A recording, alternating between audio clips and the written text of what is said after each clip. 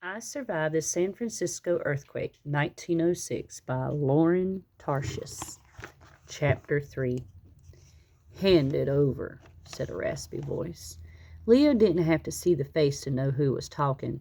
It was Fletch Sykes, the most brutal thief in the neighborhood. The other kid had to be Wilkie Barnes, a giant of a boy who went everywhere Fletch did.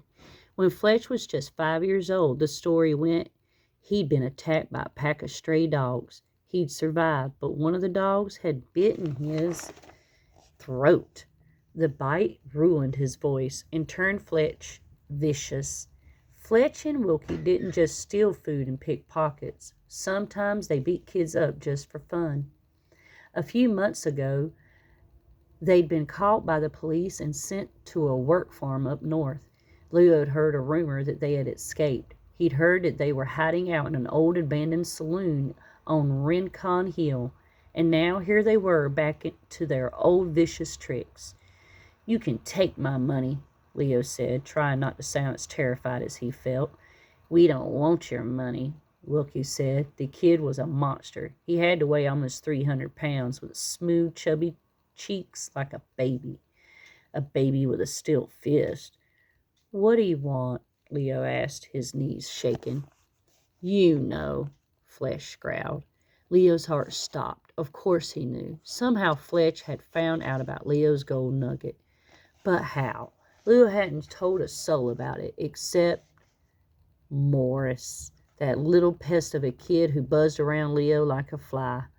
Leo had showed him the gold a few weeks ago. He must have blabbed about it to the kids on the street, and the story had gotten back to Fletch and Wilkie. Fletch pushed Leo's face harder into the wall. The bones of Leo's cheek felt like they would crack, like the shell of an egg. "Take my money," Leo said again. "I have more than $1. Take it all."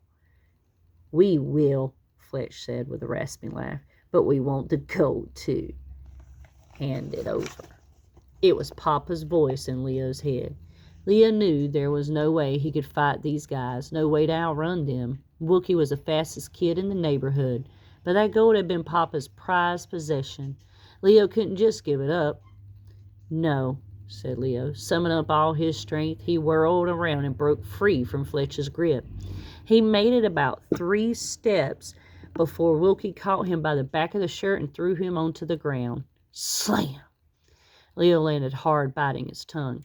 "Hand it over," Fletch shouted in his creepy, strangled voice. "No," Leo yelled again. What happened next took only a minute. Wilkie picked up Leo by his shirt, holding him in the air as Fletch emptied Leo's pockets. Then Wilkie threw him into a pile of garbage. The 2 goons walked away laughing. Blood dribbled from Leo's mouth. His head throbbed, but the worst was a searing pain from somewhere deep inside, like something had been ripped out of him.